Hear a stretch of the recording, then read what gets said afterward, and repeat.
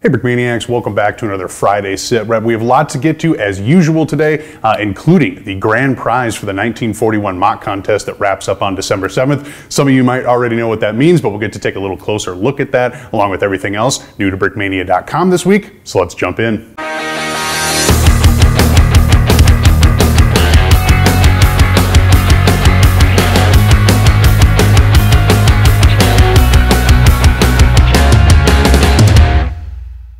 All right, so kicking things off, we have a special release for the 80th anniversary of the bombing of Pearl Harbor. This is the B5N Kate, designed by John Canepa. Nate is our project manager, so he's going to tell us a little bit more about this prototype model that we're dealing with here. No printing, etc. yet, but as you can see, there's a lot going on. So Nate, tell me what we're looking at here. Okay, so this is the Nakajima B5N Kate. This was first entered service in 1939 and was Japan's main torpedo bomber during the war, and it was one of the main three planes used during the attack on Pearl Harbor. This one is specifically pulled from that because, so John had originally had it with just like one yellow stripe. I'm like, oh, let's add a bit more variety. So I added two blue stripes, but I didn't really know what the significance of the stripes was. So Dan found this exact plane that was used at Pearl. The pilot's name was Taisuke Maruyama. I don't know if he led the run, but I know he was the one who took out the USS Oklahoma during Pearl Harbor, and 6 months later during Midway, he struck one of the main killing blows to the USS Yorktown. Holy smokes, okay, so an accomplished pilot to say the least. Yeah, maybe not really on our side, and maybe you shouldn't idolize him, but credit where it's due, he was 19 when he did that. That's impressive. That is impressive, indeed. So the model itself, obviously we got 3 test ninjas in there, so I'm assuming we got 3 figures with this bad boy. You will have 3 figures. You will have a torpedo that you can just pull out from underneath. The torpedo is supposed to break anyway. There you have it. You got a landing gear mechanism where if you could just, also the wings fold, so. Oh wow, that's really slick. Yeah, you can, push them out and as well as. Very cool. And you know, let's see. Nice dihedral look to the wings there. I like that design. Yep, you have these flaps and ailerons. Flappy. Heck yeah. You can also turn this as well. All right, John, coming at us with the play features. Yep. Also back ailerons. Not to mention that there's no stickers slated for this kit, and it's going to be all printing. All printed. Let's see here. So, meatballs on over here. Meatballs on both sides of the fuselage. Meatballs on the underneath of the plane. Maruyama's call sign in the back. A couple control panels that are printed, as well as a sake bottle. That's what the egg is? Okay, yes. Here, hold on. Hold that up one more time. Get a good focus on it. Egg. Leave it to John. He's always got to have his literal Easter eggs. Yep. Is that everything you want to go over? That is... Oh, there's also a little Brick Arms DP-28 machine gun in the background. Sure, okay. And that's about it. That will do it. Well, there you have it then. The B5N Kate, available on pre-order right now on brickmania.com for the 80th anniversary of the bombing of Pearl Harbor. Nate, thanks for checking in. Okay, so continuing with Great War bricks, we got Brennan, because we're taking a closer look at the 14935A, which is an Italian big gun. Tell me a little bit more about this build here, Brennan. Well, this build is courtesy of Comrade Katya, another wonderful build by her. And it's a really interesting, kind of nonsensical Italian gun. I kind of love it and I kind of hate it at the same time. Okay, the build's great. I was going to say, obviously we have some unique wheels here. Yeah, so the whole thing about this gun, and the reason you have these wheels here, is because it does not have a recoil system. So where most cannons, when you fire them, they actually recoil back, maybe kick out the shell. This thing doesn't do that. This thing rolls up a ramp. As the way of kind of resetting itself, because if they would fire it and it would just roll back, and they're like, well, we need to get this back into position. Simple solution: instead of building a new gun, you put a ramp behind it. Okay. And that's what we see when you flip it around. Kind of. This is more your stability piece here. Okay.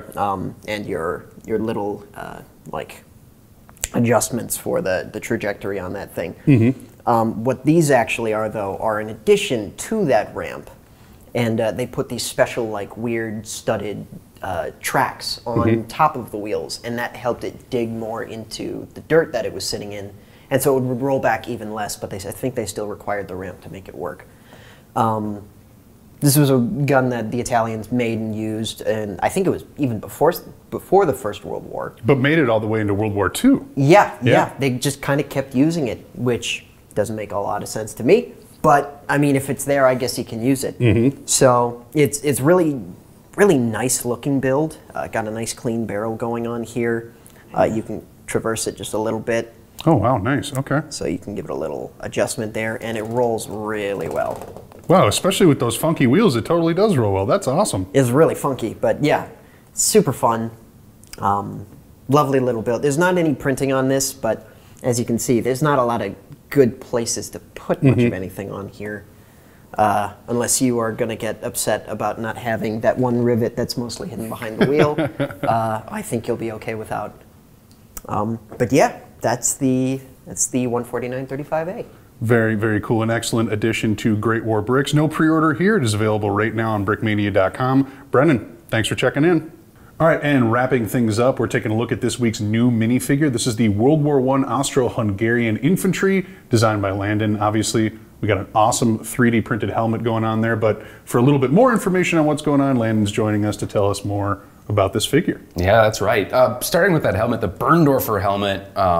Berndorfer, yeah. So it's very similar to a Stahl helmet at a glance. You know, some of the photos are really close, but there are some interesting distinguishing features that I thought were worth capturing. So I talked the 3D print department into creating a model, and I think it turned out wonderful. My favorite feature on that helmet would be those kind of crimped edges to sort of square out the front of that helmet. And it's got kind of a, it sits a bit further back compared to a Stahl helm. Sure. Yeah, it's not as low on his brow. Yeah, and it almost has sort of like the pith helmet kind of vibes to it. You know, but I mean, it is a metal helmet, you know, produced locally, and a few, you know, there's just some differences between the Stahl helmet and this one. Another feature of that helmet would be this coloration, which a really specific color. It's a Isonzo Braun. I think it's like earth brown or something like that. Okay. But was kind of an iconic color of this helmet. So we managed to get it in the perfect color. We got a great shape to it, and it is specific to these Austro-Hungarian infantry here. So he is shown here with the Gewehr 98, right? Perfect caliber. I should know these just way better off the top of my head, but I have to kind of look these up sometimes. World War I is a little bit of an outlier too. So you know, Austro-Hungarian forces. There's some trading with weapons with Germany. Some similar, very similar equipment, but usually or oftentimes you'd see kind of a more locally produced variant. So something like an example of that would be that gas mask. Similar in appearance, the gas mask itself, but then the canister was a bit smaller and kind of more streamlined. Sure. Compared to the German version. Ammo pouches, I love there's a slant to them in real life, and I have them kind of shown on the front, and then it kind of goes into the side. So that kind of lines up with the ammunition, and so there's it's just like a definite slant to these ammo pouches, and in my opinion, one of the nicer looking ammo pouches of World War I, just in that brown leather there. On the side, you see a bread bag, and this is kind of like a assault configuration. Well, and that's a cool, like, that's weird, man. A bread bag? No, that was pretty common, but yeah, that's cool. Yeah. Right, you wouldn't think about it as like, as a soldier, but I mean, they gotta eat. Yeah, right. So yeah, bread bag on the side, and that was kind of worn under the belt there to kind of keep it in place. Minifigure is really interesting proportions. So it's a constant challenge to figure out, where do these straps go? Where does this bag line up? I don't want to like have this bag split in half in a weird spot, like as the leg moves. So it's just sort of, it's a constant balance on figuring out where to put everything. On the back there, we have this little bayonet kind of peeking through the side. Even that is kind of like, maybe more common to have it on top of the shovel, the entrenching tool. But it got just so crowded, so I ended up, you occasionally would see it on the belt as well. So it's just sort of a little bit of an artistic interpretation to try to capture as much of these different elements without making it all too crowded. Yeah. So that's just another Which makes sense because, consideration, well, in real life you might have had a whole bunch of gear piled in one area, but if you're trying to showcase that gear on a minifigure, it doesn't make a ton of sense to have just a blob on the side. And again, I'm really liking how the strap for that bread bag kind of wraps nicely all the way around front and back torso, down onto the leg, you know, jumping around the hip. There's a little like ledge on the freaking hips that is so hard to work. But around. it's a good integration in the sense that like you can see how you could move his leg and not have to worry about, like you said, the bread basket getting split in half. Yeah. Moving down, we've got leg wraps and these just boots, standard leather shoes. It's a simple load up, but there's lots of just different little elements here and there that I think this all kind of came together as a really sharp piece. And Austro-Hungarian, like we don't really get around to making them very often. I don't know as much history as I would like to know about just World War I in general, and much less Austro-Hungarian. So this was a lot of fun to kind of dive into it a little bit. So I'm glad I got a chance to do this. I hope you guys enjoyed the figure. Definitely a cool addition to Great War Bricks, and like you said, one that covers a kind of a little touched area, especially from the BKM library. So good to see that now available on brickmania.com. That Perfect Caliber Gear 98 is going to be available on Monday as a restock as well. Got to wait for those to come off the printers. So if you're trying to hook your guy up with a Perfect Caliber accompaniment and want to go that direction, it will be available come Monday. Otherwise, that will do it for this check-in. Landon, thank you very much for joining us. Thank you.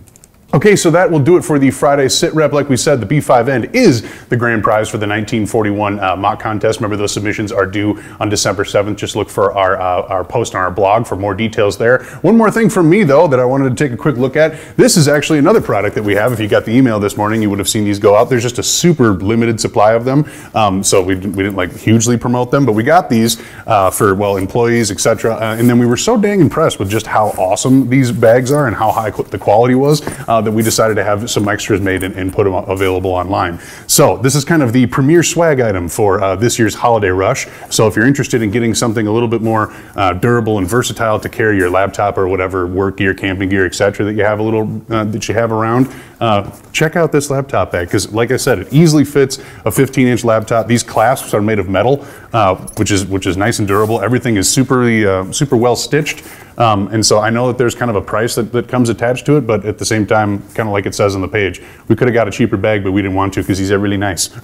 So that's pretty much what it boils down to, but those are available on brickmania.com right now. Get them while they last. We can order more, but like I said, we just kind of put the extras up online. So make sure to take advantage of that if that's something that would fit on your Christmas list. Otherwise, Chicago Brickmaniacs, remember, we are coming to your town on Sunday. Actually, we're on the road already today because we're going to be working through the weekend, but on Sundays when we're going to do that in-store event and hang out until about 2 o'clock or so, and we got to hit the road so that we're not driving back in the dark. But from open to 2, we'll be hanging out there and chatting and discussing things. So if you guys want to come hang out and see the crew, it'll be a good time. We're really looking forward to giving that Chicago store a little TLC, and then of course seeing all our Chicago Brickmaniacs out in that area. Remember, our charity drive is still going strong, so please donate. We will be matching those donations all through this time right now.